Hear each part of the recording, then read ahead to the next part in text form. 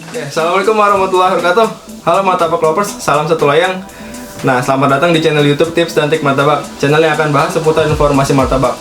Karena di channel ini gue bakal men-share pengalaman gue, baik ketika gue berjual martabak biasa maupun ketika gue berjual martabak premium. Itu kan pasti ada perbedaan ya.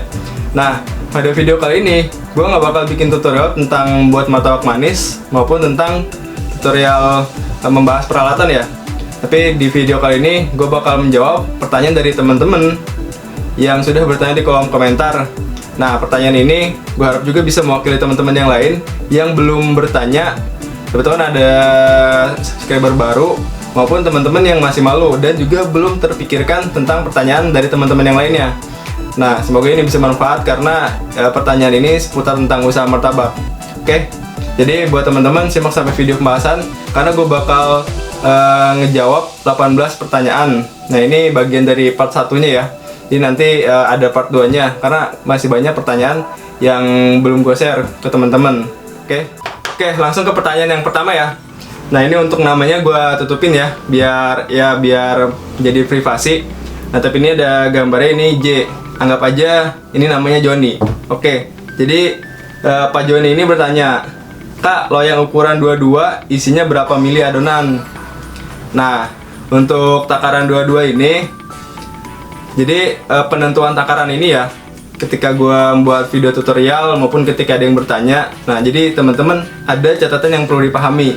Yang paling dipahami adalah, jadi dari pinggiran ini, pinggiran setiap loyang itu berbeda-beda. Jadi setiap produsen, baik itu CV HK, CVB atau CV yang lainnya yang memproduksi loyang itu beda-beda. Dan antara pinggiran loyang tipe premium dengan yang biasa itu berbeda. Kalau yang premium biasanya dari dalam bawah sampai diameter dalam atas itu beda 2 cm. Misalkan dalam bawahnya 22, ya berarti atasnya di 24. Kalau loyang premium biasanya perbedaannya itu adalah 4 cm. Kalau misal bawahnya 22, berarti dalamnya 26. Nah, kalau untuk loyang ini dia bedanya 6 cm. Jadi ini bawahnya 22, atasnya 28.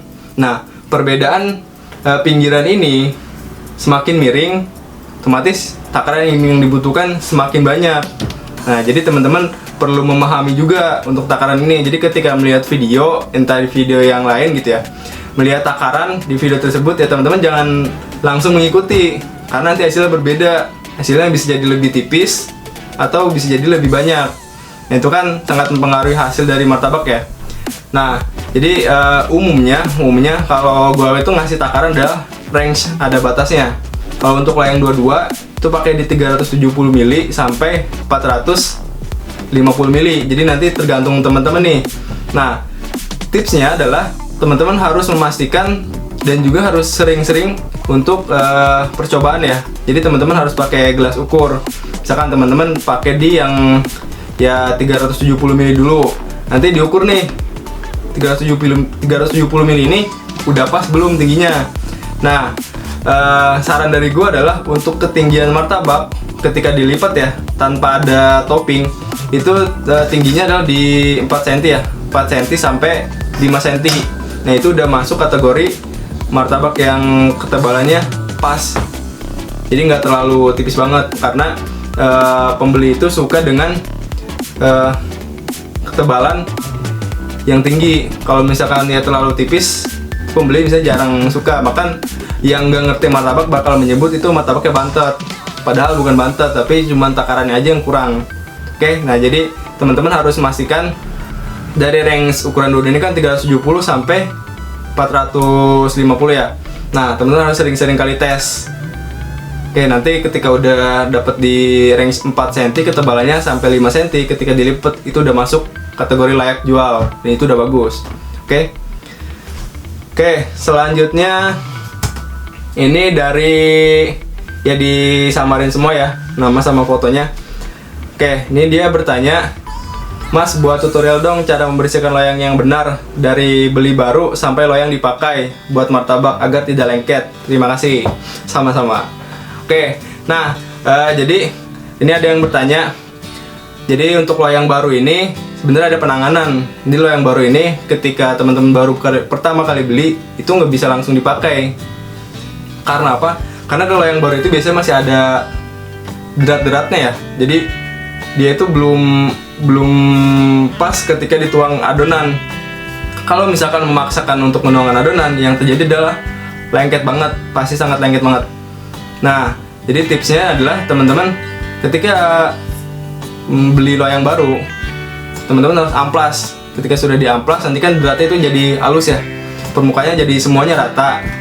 Nah, ketika udah diamplas, terus teman-teman dicuci. Ketika dicuci, dipanaskan biar sisa dari ya bekas baju-bajunya ini, serpihannya ini hilang. Terus panaskan supaya apa? Supaya menghilangkan sampai benar-benar loyangnya kering, biar nggak karatan. Videonya gue pernah buat, jadi untuk praktek lengkapnya gue pernah buat di video yang pernah gue bahas. Nanti linknya gue sertakan di deskripsi. Oke, selanjutnya ini ada lagi pertanyaan tips and trick martabak. Jadi ini bertanya, saya pernah lihat ada pedagang martabak manis supaya tidak lengket dikasih garam atau terigu sedikit terus diratakan. Bagaimana menurut Master? Tolong bimbingannya. Trims. Terima kasih. Oke. Jadi sebenarnya untuk pedagang martabak itu kan punya trik-trik tersendiri ya. Mungkin karena loyang-loyangnya berbeda-beda dan ketika pakai cara itu cocok menurut mereka. Jadi buat martabak mula harus memahami terlebih dahulu. Ketika melihat pedagang itu dia punya cara-cara tersendiri. Nah, jadi untuk biar loyangnya itu nggak lengket, ya sebenarnya ada beberapa tipsnya ya. Kalau cuman ya lengketnya itu ketika dikasih satu penanganan dia nggak lengket lagi, nah berarti itu loyangnya emang masih dalam keadaan normal. Nah ya biasa dalam keadaan normal itu ketika lengket ya ada yang dikasih kuning telur aja terus dilapin, ada juga yang dikasih tepung terigu ya di sininya terus dilapin. Nah terus ketika udah dikasih itu loyangnya udah nggak lengket lagi. Nah itu berarti dalam keadaan normal. Tapi ketika setelah dikasih seperti itu, dites masih lengket, terus juga dikasih gitu, dites lagi masih lengket, nah itu berarti loyang udah nggak normal. Oke, jadi ciri-ciri loyang nggak normal itu ketika udah dikasih penanganan dia masih tetap lengket. Bahkan ketika takaran gula diturunkan pun dia masih tetap lengket. Nah berarti itu ada yang salah. Nah triknya adalah teman-teman amplas permukaan semuanya, amplas. Nah biar permukaannya itu rata lagi, halus lagi. Setelah diamplas saya jamin deh pasti dia bakal kembali normal lagi. Tapi perlu diingat ya, ketika setelah diamplas itu dia bakal kembali licin banget.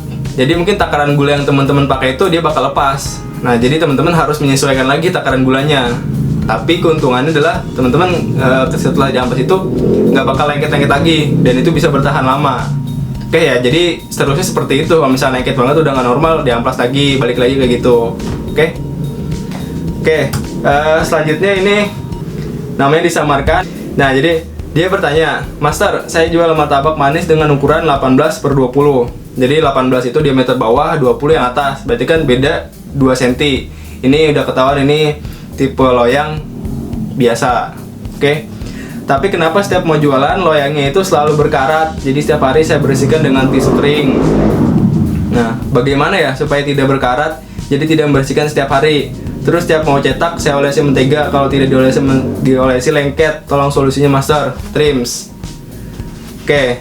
Nah, ini ya kalau misalkan loyang berkarat itu ya namanya juga loyang biasa ya. Pasti kan dia ya kekurangannya itu. Jadi mudah kali berkarat. Kalau ini loyang premium dia lebih tahan. Nah, yang berkarat itu karena apa? Karat itu kan terjadi karena dari baja ini ya, dia ketemu air. Berarti di loyangnya apa? Di loyangnya itu dia basah. Apalagi ini kan loyangnya ya dia olesi mentega. Ya dia salah kalau misalkan mengolesi loyang itu pakai mentega. Bisa gagal juga dan ya mentega itu kan ada cairan ya. Ya itu penyebabnya. Jadi karena ada cairan itu. Nah, saran saya adalah jangan pakai mentega. Teman-teman cukup aja ya kalau nggak pakai kuning telur, pakai terigu. Kalau misalnya masih tetap lengket, ya kayak tadi diamplas, semuanya diamplas. Oke, sehingga permukaannya kembali rata lagi dan siap dipakai lagi. Itu saya jamin deh, nanti bakal nggak lengket lagi dan bakal bagus lagi. Oke, intinya jangan sampai ada karatan di sini, ada minyak lah, karena ini kan ya baja ya, bukan stainless gitu kan. Kalau stainless atau yang kuningan ya iya aja gitu kan. Tapi ini kan baja ya, sama aja kayak gampang banget karatan gitu. Oke. Oke, selanjutnya pertanyaan yang kelima. Ini dari ya gambarnya S ya. Dia bertanya gini, kalau pas diangkat lengket di loyang kenapa ya? Padahal hasilnya bagus, nggak gosong, sudah mau diangkat. Oke, jadi untuk loyang apa sih martabak lengket di loyang ya, teori dasarnya adalah yang pernah biasa gue jelaskan ya. Nah itu jadi penyebabnya karena kebanyakan gula. Oke, faktor yang paling penentu paling besar itu adalah di gula. Jadi ketika teman-teman membuat martabak tapi lengket banget di loyang, nah teman-teman yang lakukan adalah turunkan takaran gula. Jadi kalau misalkan buat di 250 gram gulanya pakai range antara 25 ya, antara 25 lah, kalau nggak 20 sampai 50. Teman-teman jangan pakai di 50, tapi teman-teman yang dipakai adalah turunkan paling minimal, misalkan di 25 atau di 20 ya. Kalau misalnya masih lengket, turunkan lagi sampai 5 gram. Kalau misalkan dipakai 5 gram juga dia masih lengket banget, ya berarti loyangnya nggak normal. Yang teman-teman harus lakukan adalah loyangnya teman-teman amplas. Nanti kembali lagi dia bakal jadi normal. Oke, nah jadi faktor penentu lengket banget di loyang itu adalah karena gula. Karena gula itu kan bentuknya kristal ya, ketika dia mencair meleleh, apalagi ketika proses martabak kan dia terkena panas terus kan, dia bakal jadi leleh. Gula itu kan kalau leleh dia lengket. Nah itu yang menentukan lengket banget di loyang. Oke, selanjutnya adalah ini dari ya, kalau nggak dari Jepang kali ya, kalau dari luar negeri lah. Kalau nggak dari Cina, ini bahasanya soalnya bahasa Cina, kalau nggak bahasa Jepang, kalau nggak bahasa Korea. Nah ini gambarnya saya tutupin, ya anggap aja ini Bu Susan. Oke, jadi Bu Susan ini bertanya, tips and trick martabak, proses pressingan maksudnya gimana? Serius nggak tahu. Nah jadi untuk martabak pemula ya, yang bukan pedagang atau yang udah lama belajar, jadi proses pressingan itu adalah proses mendiamkan adonan. Nah kenapa adonan harus didiamkan? Jadi adonan itu ketika didiamkan dia bakal menghasilkan tekstur yang lebih baik. Jadi adonan itu ketika didiamkan dia jadi ngembang. Nah ngembangnya itu jadi membuat teksturnya itu dia nggak bakal lebih padat, nggak bakal padat banget, dan juga nggak bakal ya keras, gampang keras. Dia bakal lebih lembut. Kalau misalkan nggak didiamkan, apa yang terjadi? Yang terjadi nanti tekstur martabaknya itu ketika dimakan dia, pertama dia kurang ngembang, yang kedua dia kurang lembut. Jadi fungsinya pressingan itu adalah untuk biar ada martabak itu lembut dan juga ketika dimakan dia empuk. Karena itu sangat mempengaruhi sekali ya. Jadi adonan yang nggak di resting dengan adonan yang di resting. Kalau misalkan di resting nanti dia hasilnya dia jadi lebih tinggi martabaknya itu. Kalau misalkan langsung dibuat, saya jamin deh pasti itu takarannya itu dia ya paling cuman berapa senti gitu. Dia lebih pendek. Jadi ya karena saya udah sering berkali-kali tes ya, ketika berjualan pun ada yang langsung dicoba dan juga di resting. Itu lebih baik dan lebih bagus hasilnya proses pressingan. Jadi proses pressingan adalah mendiamkan adonan setelah adonan dibuat. Berapa waktu untuk proses pressingan? Nah, untuk waktu proses pressingan itu rekomendasi dari saya adalah antara 2 jam sampai 4 jam.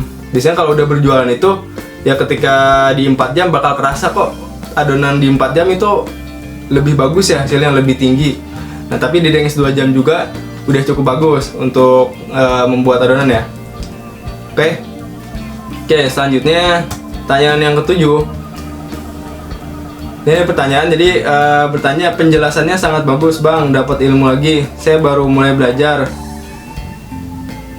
Sarang udah bagus, dalamnya empuk, tapi kulitnya keras. Kira-kira apa penyebab utamanya? Makasih ya. Oke, sama-sama. Nah, jadi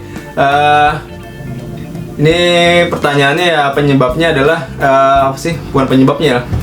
Kegagalannya adalah kulitnya keras. Oke, nah kulitnya keras, kira-kira apa penyebabnya? Nah, kalau kulit keras itu gue pernah bahas ya. Jadi ya sekitar kalau nggak salah ada 7 penyebab kulit martabak itu keras ya. Yes, banyak faktornya. Kalau mau pembahasan lebih lengkapnya, kalian bisa lihat videonya ya. Nanti linknya saya sertakan. Yaitu ya salah satunya adalah karena salah milih adonan tepung. Kalau misalkan pakai tepung cakra full cakra itu adonan bisa lebih keras karena ini proteinnya lebih tinggi. Nah, penambahan atau cakra itu adalah biasanya di mix antara segitiga biru dengan cakra. Kalau misalkan hanya segitiga biru semua, itu martabak bakal empuk banget. Tapi kalau misalnya dengan cakra dia agak sedikit menaikkan kekenyalan. Nah, jadi ada takarannya. Kalau ini pakai 200, ini pakai 50 gram. Oke, jangan full ini semua, itu bisa mempengaruhi. Oke, kemudian salah faktor penyebab yang lainnya adalah bisa jadi karena kebanyakan gula. Karena gula itu kan ketika udah dingin dia bakal mengkristal kembali. Nah, itu juga bisa mempengaruhi. Nah, terus selanjutnya adalah kelamaan memasak di martabak. Jadi adonan itu kelamaan terkena api. Nah, semakin lama memasak martabak, maka penyebab kulit keras itu bakal semakin tinggi. Oke, jadi yang harus dilakukan adalah biar nggak lama masak di loy kompornya adalah kualitas baking sodanya itu harus bagus dan komposisinya di dalam itu harus banyak ya. Jadi supaya gampang bekerja dan juga cepat bekerjanya. Jadi cepat dia membuka sarangnya. Kalau misalnya cepat membuka sarang, otomatis proses masaknya juga bakal semakin cepat. Nah, itu bisa membuat kulit martabak itu nggak keras ya. Dan ada penyebab-penyebab yang lainnya.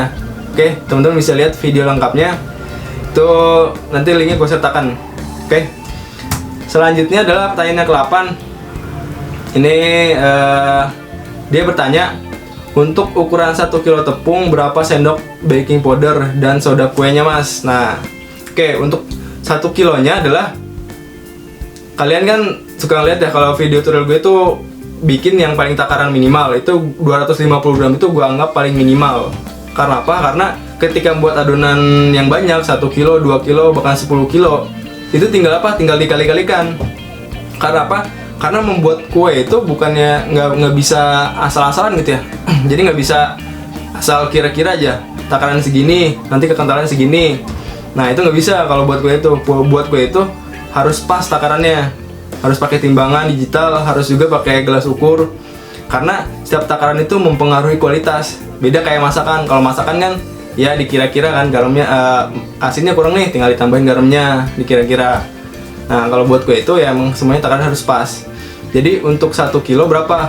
Karena gue 250 gram pakai baking powder dan baking sodanya itu 1/4 ya. Jadi 1/4 baking soda dan juga 1/4 lagi baking powder. Ketika udah buat 1 kilo adalah dikalikan 4. Ya berarti baking powdernya gue pakai 1 sendok, baking sodanya gue pakai 1 sendok teh. Jadi semuanya 1 sendok teh ya. Jadi tinggal dicampurkan saja. Tapi perlu dipahami untuk proses pencampuran dari baking soda dan baking powder adalah dicampurkan dengan air ya, biar larut dan juga biar merata. Oke. Oke, selanjutnya pertanyaan yang ke-9. Nah, ini ada yang bertanya, jadi kalau bikin martabak bagusnya full segitiga atau di mix cakra mas? Soalnya di video awal masnya ada yang bikin martabak pakai 2 macam tepung. Nah, oke. Ini gue jelasin ya. Jadi untuk teman-teman martabak pemula yang ya baru-baru belajar martabak gitu kan, gue saranin teman-teman lebih baik bikin martabak dipakai full segitiga aja dulu.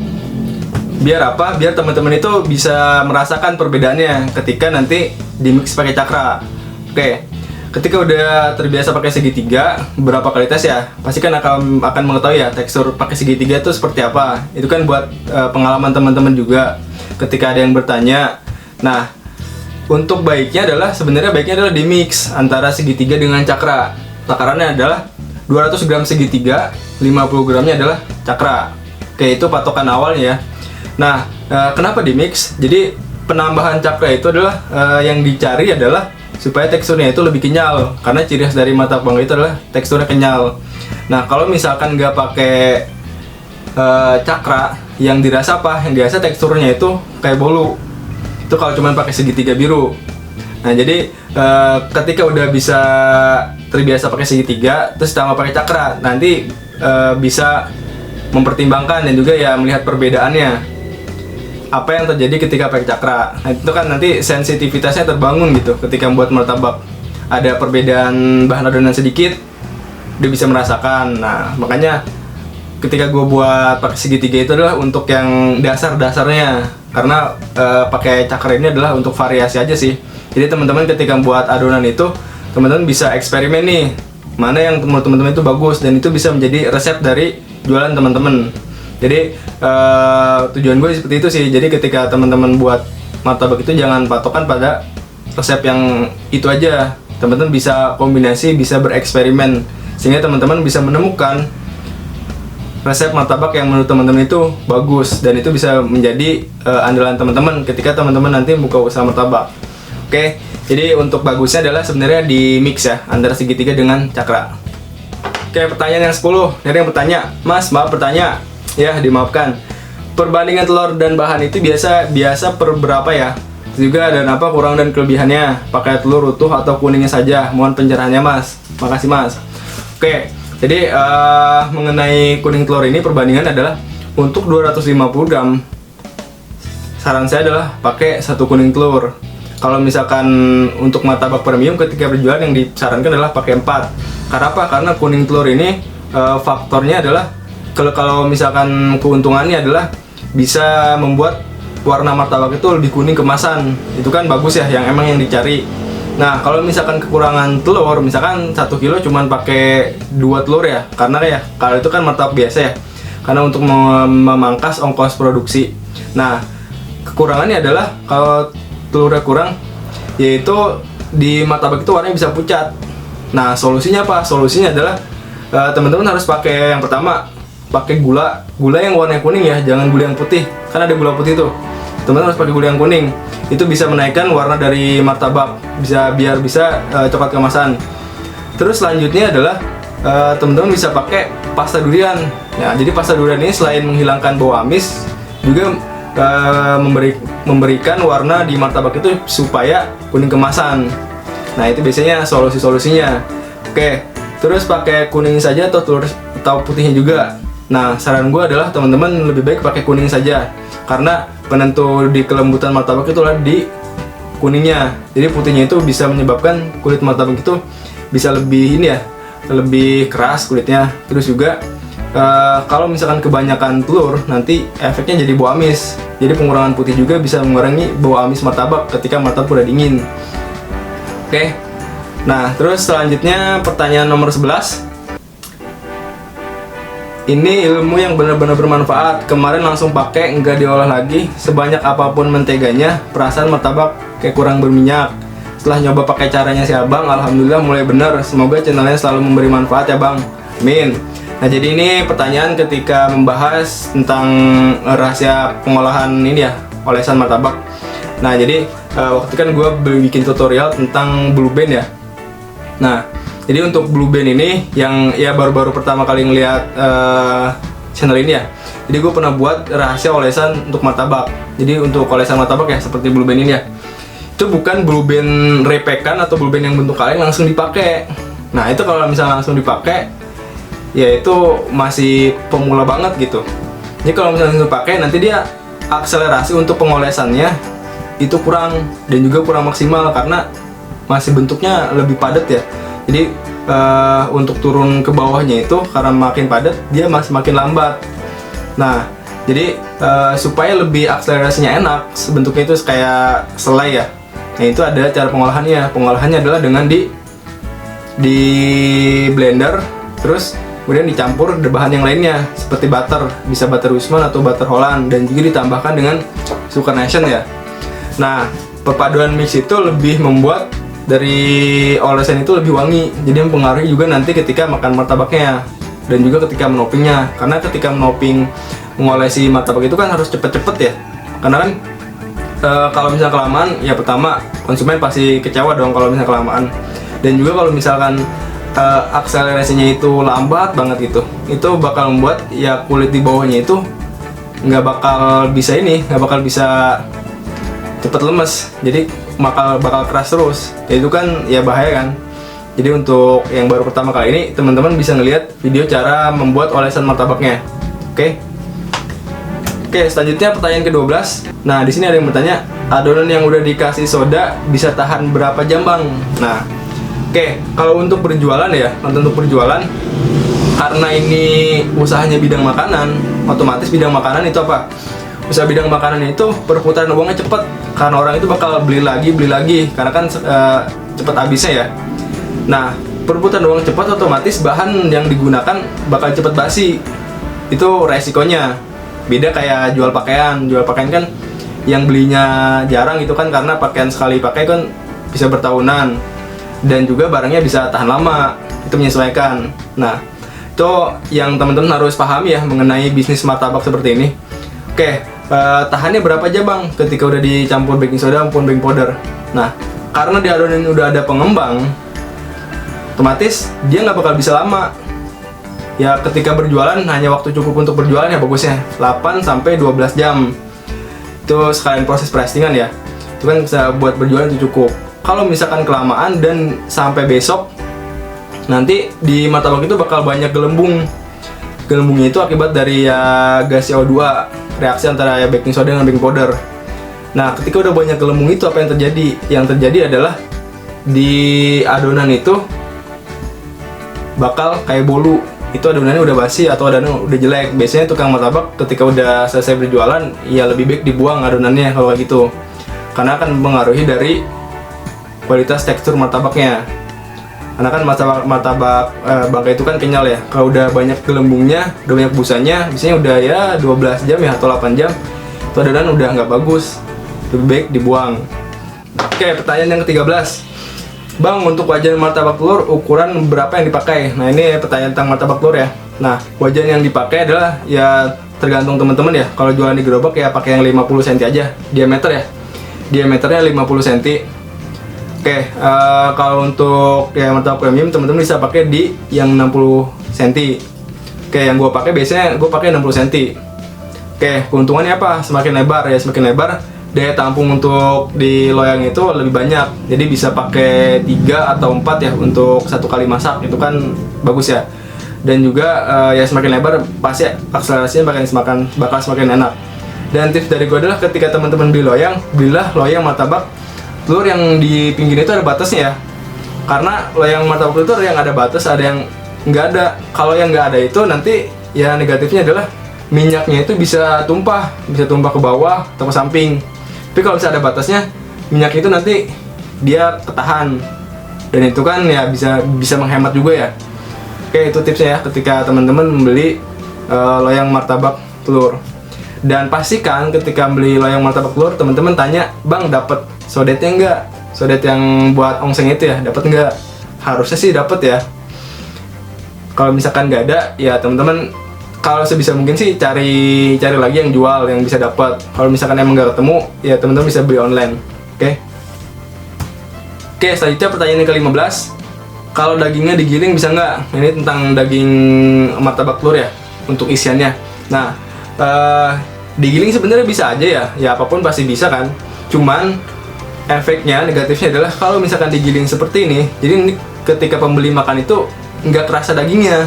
Jadi bakal mengiranya ini pakai daging nggak sih? Soalnya kalau martabak telur itu kan diaduk-aduk ya, semua dicampur gitu kan, campur jadi satu sama telur. Nah itu bisa nggak kelihatan. Jadi kalau misalkan dagingnya digiling ya nggak bakal kelihatan. Jadi nanti persepsi pembeli adalah di martabak teman-teman itu nggak pakai daging. Itu kan sangat fatal sekali ya. Padahal kan belum tentu.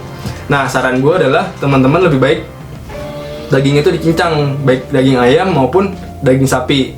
Oke. Ya lebih baik dicincang-cincang lah, dibikin jadi dadu. Itu kan udah cukup bagus ya kalau jadi dadu. Nah ketika jadi dadu itu nanti kan bakal kerasa kan, apalagi yang daging sapi. Kalau daging sapi itu dia bagusnya adalah dia lebih kerasa kenyalnya. Jadi kalau untuk ya daging, saran saya sih kalau teman-teman bisa pakai daging sapi, ya pakai daging sapi. Itu jauh lebih baik daripada daging ayam. Cuman emang harganya dia lebih mahal, makanya harga jualnya biasanya lebih tinggi. Dan untuk telur ya, ini telurnya saran gue sih lebih baik pakai telur bebek. Kenapa? Telur bebek itu teksturnya dia lebih padat dibanding telur ayam. Jadi ketika dimakan itu dia lebih berasa. Jadi pembeli bakal puas ya kalau makan isian pakai telur bebek. Dia bakal kerasa, wah bagus nih, teksturnya tinggi, tebal. Nah itu yang dicari. Dan juga keuntungan dari telur bebek adalah dia karena dia lebih kental ya daripada telur ayam. Nah ketika buat martabak pun ketika udah di penggorengan ya, itu nggak gampang bocor. Jadi kalau misalkan adonan itu ada yang sobek ya di bagian pinggir atau yang nggak tertutupi semuanya, itu dia nggak bakal gampang keluar. Itu malah justru lebih stabil, lebih bagus. Kalau telur ayam itu gampang sekali keluar. Itu kelebihan dari telur bebek ya. Ya kekurangannya harganya lebih mahal. Itu aja sih. Oke. Selanjutnya pertanyaan yang ke-16. Bang, tutorial martabak Bangka yang adonan rasa-rasa dong bang. Saya bikin sendiri kurang terasa rasa adonannya. Nah, maksud adonan yang rasa-rasa itu adalah pakai ini ya, pakai pasta ya. Contohnya gini. Nah, untuk biasanya kan martabak ada martabak red velvet ya, atau martabak green tea, martabak taro, martabak brownies. Nah, itu martabak yang varian ya, varian rasa. Sebenarnya semua dasar adonannya adalah warnanya kuning coklatan lah, seperti itu. Nah, jadi ketika ada yang beli kayak gitu, itu untuk menambah varian daftar menu aja ya, variasi biar nggak bosen. Nah, itu ambil aja satu takaran, terus dikasih ini. Rekomendasi dari gue adalah yang paling wangi, yang paling bagus itu adalah kalau nggak golden brown, merek golden brown itu merek Nyonya Lim, itu cadangannya kalau nggak ada. Gue biasa pakai golden brown sama Nyonya Lim, cuman emang harganya lebih mahal. Kalau misalkan nggak berasa kayak gitu ya mungkin dia pakai yang lebih murah, kayak merek yang ya salah satu merek gitu kan. Itu kan ya emang karena harganya juga murah, aroma wanginya juga murah, jadi nggak terlalu wangi gitu kan. Jadi kalau pengen cari yang wangi, pakai yang ini, merek golden brown atau Nyonya Lim. Untuk satu takaran satu martabak, berapa takarannya? Takarannya adalah rekomendasi dari ada 1 sendok teh sampai 2 sendok teh. Itu udah cukup bagus. Oke, selanjutnya cara buat kacang sangrai mas, biar tahu juga. Nah, ini udah gue buat ya videonya. Tutorial juga udah gue buat cara-caranya. Nah, ini kayak gini ya, kacang sangrai ya. Nah, jadi kacang sangrai itu ya teman-teman beli kacang kupas, beli langsung aja kacang kupas sih saran gue. Karena paling cuma beda 2.000 ya. Dan daripada kacang yang masih ada kulitnya, nanti kalau misalnya udah disangrai, kalau yang ada masih kulitnya, teman-teman bakal kerepotan. Jadi teman-teman beli kacang kupas yaitu setengah kilo, kisaran harga 15.000 sampai 17.000. Nanti disangrai. Oke, kemudian udah ketika kacangnya itu udah mulai matang ya, warnanya juga udah coklat tapi masih pucat. Ya teman-teman dibelah aja, dibelah nanti kalau misalnya udah garing kayak kacang kulit biasa gitu kan yang disangrai, itu udah pas. Jangan sampai terlalu tua, jangan sampai terlalu muda. Kalau terlalu muda itu biasanya ketika dipotong itu dia masih agak liat dan juga masih bau mentah. Oke, nah setelah itu teman-teman bisa di blender atau teman-teman bisa digiling ya pakai ini ya, pakai botol. Kalau pakai botol paling ya kekurangannya adalah lebih capek doang, kelebihannya dia nggak terlalu halus banget. Nah, kalau di blender itu cepat, nggak terlalu capek, cuman resikonya adalah bisa halus. Tapi teman-teman harus pakai yang minimal aja di angka 1 atau yang paling lambat lah, jangan terlalu cepat banget. Oke. Untuk video lengkapnya teman-teman bisa lihat di video pembahasan saya pernah buat itu. Oke, pertanyaan yang terakhir ya, yang 18 adalah pakai kompor biasa bisa kak? Nah, jadi untuk membuat martabak itu sebenarnya pakai kompor apapun bisa. Karena apa? Karena yang paling penting itu kompor itu keluar api. Yang penting itu di apinya. Asalkan ada api, semua pasti bisa. Karena gue buatnya kompor rusuh martabak ya, karena ya gue punya kompor rusuh martabak. Ya gue lebih baik pakai kompor rusuh martabak. Dan karena gue pakai loyang premium, loyang yang lebih tebal. Nah, gue lebih baik pakai yang kompor rusuh martabak. Kompor rusuh martabak itu kelebihannya dia punya 2 titik mata api.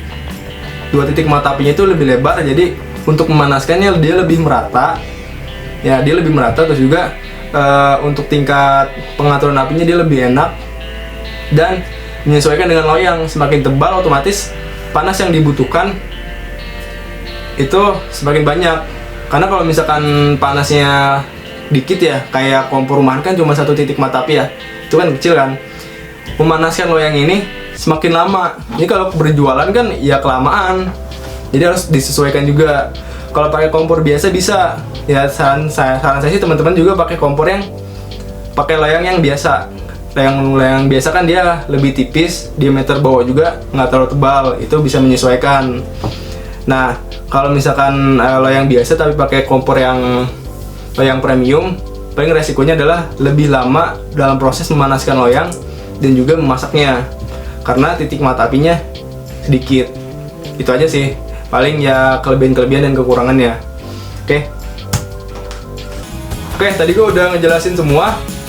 Gue juga udah ngejawab pertanyaan dari teman-teman ya, yang menurut gue itu penting untuk disampaikan pada teman-teman, karena ini bisa menambah pengetahuan teman-teman mengenai usaha martabak. Nah, ini part satunya, nanti ada part 2-nya. Gue bakal pilih pertanyaan-pertanyaan yang menurut gue itu penting untuk dijelaskan kepada teman-teman. Oke, nah tadi gue udah ngejelasin semuanya. Kalau misalnya teman-teman ada pertanyaan, teman-teman bisa bertanya di kolom komentar. Jangan malu-malu, nanti gue tanya aja, karena kalau malu kan ya nanti seperti jalan juga ya. Nanti teman-teman bakal gagal dalam buat martabak. Oke, nah jika teman-teman merasa video ini bermanfaat, teman-teman bisa like dan juga share kepada teman-teman yang lainnya. Oke, sampai bertemu lagi di video selanjutnya. Gue bakal bahas seputar usaha martabak. Oke, kalau misalkan gue ada kurangan, gue minta maaf. Dari gue cukup sekian. Assalamualaikum warahmatullahi wabarakatuh.